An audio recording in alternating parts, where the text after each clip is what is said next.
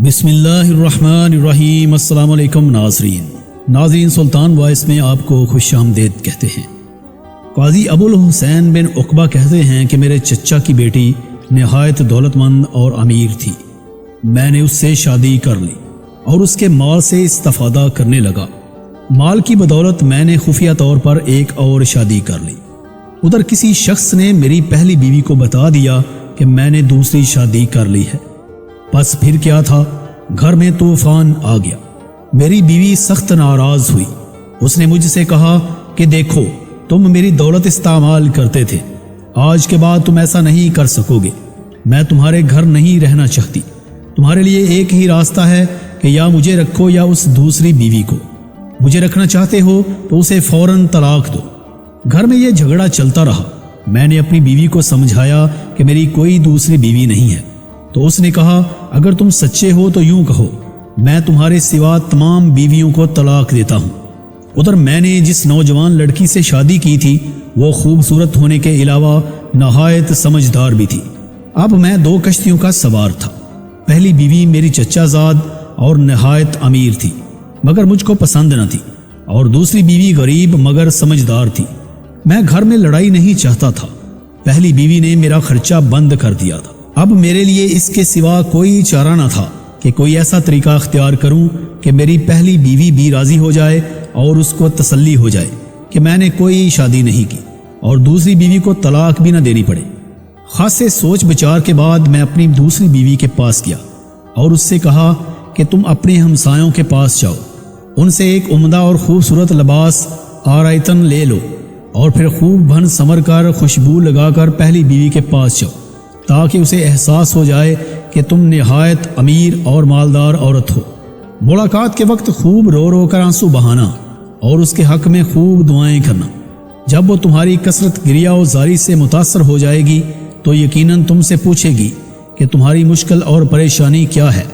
اب تم اس کو بتانا کہ میرے چچا زاد نے مجھ سے شادی کی ہے اور مجھے بتائے بغیر ایک اور شادی بھی کر لی ہے، اور میرا مال اپنی دوسری بیوی پر خرچ کرتا ہے۔ مجھے تمہاری مدد کی ضرورت ہے۔ چونکہ تمہارا خامد قاضی ہے، اس سے میری مشکل اور پریشانی بیان کرو۔ میری سفارش کرو کہ میرے ساتھ انصاف کرے اور میرے شوہر کو عدالت میں بلا کر اس سے پوچھ گچھ کرے۔ جب وہ تمہاری بات سن کر تمہیں میرے پاس لے کر آئے گی تو باقی معاملہ میں خود سنبھال لوں گا۔ میری تدبیر نہایت کامیاب رہی۔ میری ہدایت کے مطابق میری نئی بیوی نے نہایت خوبصورت لباس زیب تن کیا اور ایک مالدار عورت کے روپ میں ہمارے گھر آئی۔ میں اس وقت گھر پر ہی تھا۔ اس نے آتے ہی زور زور سے رونا شروع کر دیا۔ میری پرانی بیوی نے اس کے آنسو پوچھے، اسے چپ کرایا، اس کی دل جوئی کی اور کہا کہ بہن بتاؤ تمہارا مسئلہ کیا ہے، کیوں رو رہی ہو؟ اب اس نے میرے کہے ہوئے الفاظ دہرا دیے۔ اس نے فوراً کہا بہن، میرا شوہر قاضی تو تمہارے شوہر سے بھی بدتر ہے، وہ بھی مجھے دھوکے میں رکھ کر شادی کیے ہوئے ہے۔ یہ کہہ کر وہ میری نئی بیوی کا ہاتھ پکڑے ہوئے غصے میں میری مجلس میں آئی اور کہنے لگی اس بدنصیب بیوی کا حال بھی میرے ہی جیسا برا ہے، اس کی بات سنو اور اس کے ساتھ انصاف کرو۔ میں نے نئی بیوی سے پوچھنا شروع کیا، کیا بات ہے، کیا شکوہ لے کر آئی ہو؟ اس نے جو کچھ سکھایا پڑھایا گیا تھا وہ عرض کیا۔ میں نے اس سے پوچھا کیا تیرے چچا کے بیٹے یعنی تیرے شوہر نے تمہارے سامنے اعتراف کیا ہے کہ اس نے دوسری شادی کر رکھی ہے؟ اس نے کہا نہیں، اللہ کی قسم، بھلا وہ میرے خوف کے مارے کیوں کر اعتراف کرے گا؟ میں نے پوچھا پھر کبھی تو نے اس کی دوسری بیوی کو دیکھا ہے اور اس کی شکل پہچانتی ہو؟ وہ کہنے لگی نہیں۔ پھر میں نے کہا اے خاتون، اللہ کا خوف کھا اور سنی سنائی باتوں پر یقین مت کر، کیونکہ حاسد لوگوں کی تعداد بہت زیادہ ہے جو میاں بیوی کی خوشی دیکھ نہیں سکتے۔ اس طرح جو لوگ عورتوں کو بگاڑتے ہیں ان کے پاس اس قسم کا ڈرامہ رچانے کے لیے بہت سے ہیلے بہانے ہوتے ہیں اور وہ جھوٹ بھی بہت بولتے ہیں۔ مثال کے لیے میری ہی بیوی کو دیکھو، اس سے بھی کسی نے یہ چغلی کھائی ہے کہ میں نے اس کے علاوہ بھی کسی عورت سے شادی کر رکھی ہے، جبکہ میں اس کے سامنے یہ قسم کھا کر کہتا ہوں کہ اس دروازے کے باہر اگر میری کوئی بیوی ہے تو میں اسے طلاق ثلاثہ دیتا ہوں۔ یہ سنتے ہی میرے چچا کی بیٹی یعنی میری بیوی اٹھی اور میرے سر کو بوسہ دیا اور کہنے لگی مجھے اب یقین ہو گیا ہے کہ اے قاضی تم پر جھوٹ باندھا گیا ہے۔ اس طرح میرا کام چل گیا، اور چونکہ میری دونوں بیویاں میرے پاس ہی موجود تھیں اس لیے میری قسم بھی واقعہ نہیں ہوئی، کیونکہ قسم تو کھائی گئی تھی۔ دروازے سے باہر موجود بیوی کو طلاق کی۔ قطبی کہتے ہیں کہ میں اموی خلیفہ ہشام بن عبد الملک کے قاضی کے پاس بیٹھا ہوا تھا۔ اتنے میں قاضی کی عدالت میں 2 آدمی حاضر ہوئے، ایک ابراہیم بن محمد بن طلحہ اور دوسرا خلیفہ ہشام کا درباری سپاہی۔ دونوں عدالت میں پہنچ کر قاضی صاحب کے سامنے بیٹھ گئے۔ درباری سپاہی گویا ہوا، قاضی صاحب، امیر المومنین اور ابراہیم کے درمیان ایک تنازع ہے۔ امیر المومنین نے مجھے اپنی جانب سے نیابت کے لیے بھیجا ہے۔ قاضی، تمہاری نیابت پر 2 گواہ مطلوب ہیں۔ درباری سپاہی کہنے لگا، کیا آپ سمجھتے ہیں کہ میں امیر المومنین کی طرف سے کچھ جھوٹ بولوں گا؟ حالانکہ میرے اور ان کے درمیان کوئی دور کا فاصلہ نہیں ہے، میں ان کا قریبی سپاہی ہوں۔ قاضی نے اسے جواب دیا، بغیر شہادت کے نہ تمہارے حق میں مقدمہ ثابت ہو سکتا ہے اور نہ تمہارے خلاف۔ قاضی کا 2 ٹوک کلام سن کر درباری سپاہی عدالت سے نکل کر خلیفہ کی خدمت میں پہنچا اور اسے پوری داستان کہہ سنائی۔ خلیفہ سنتے ہی اٹھ کھڑا ہوا اور تھوڑی ہی دیر بعد وہ عدالت کے باہر موجود تھا۔ عدالت کا دروازہ کھلتے ہی درباری سپاہی آگے بڑھا اور گویا ہوا، قاضی صاحب، یہ دیکھیں امیر المومنین حاضر ہو گئے۔ خلیفہ ہشام کو دیکھتے ہی قاضی صاحب استقبال کے لیے اٹھ کھڑے ہوئے، مگر خلیفہ نے انہیں بیٹھنے کا حکم دیا۔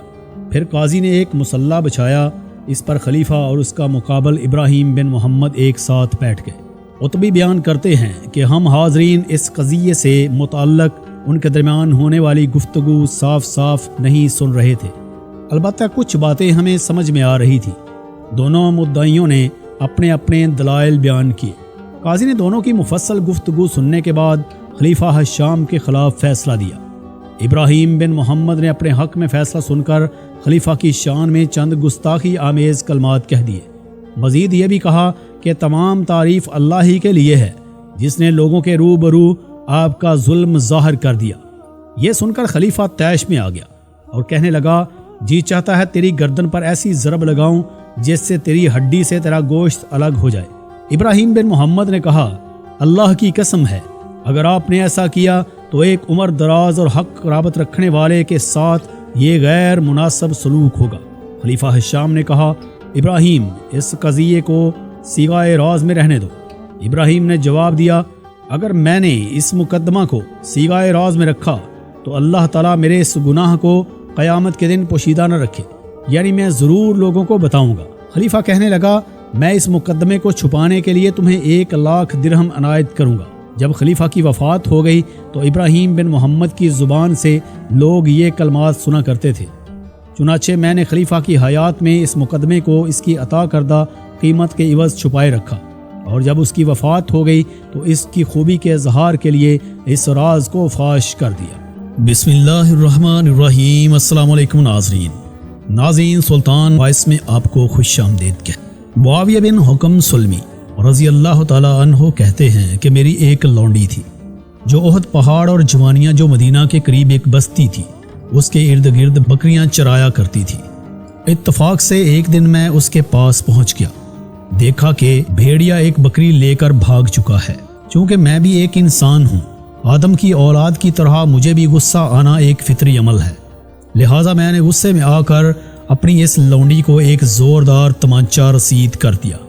جب میں رسول اکرم صلی اللہ علیہ وسلم کو اس بات سے آگاہ کرنے کے لیے گیا تو آپ کے انداز سے مجھے محسوس ہوا کہ میں نے بڑی عظیم غلطی کا ارتکاب کیا ہے، چنانچہ فوراً عرض کی، اے اللہ کے رسول صلی اللہ علیہ وسلم، کیا میں اسے آزاد نہ کر دوں؟ آپ علیہ الصلاۃ والسلام نے فرمایا، اسے میرے پاس بلا کر لاؤ۔ چنانچہ میں اپنی لونڈی کو لے کر آپ صلی اللہ علیہ وآلہ وسلم کی خدمت میں حاضر ہوا۔ آپ علیہ الصلاۃ والسلام نے اس سے پوچھا، اللہ کہاں ہے؟ وہ کہنے لگی، آسمان میں۔ رسول اکرم صلی اللہ علیہ وسلم نے پوچھا، میں کون ہوں؟ وہ کہنے لگی، آپ اللہ کے رسول ہیں۔ رسول اکرم صلی اللہ علیہ وآلہ وسلم نے معاویہ بن حکم رضی اللہ تعالی عنہ کی طرف متوجہ ہو کر ارشاد فرمایا، اسے آزاد کر دو کیونکہ یہ مومنہ ہے۔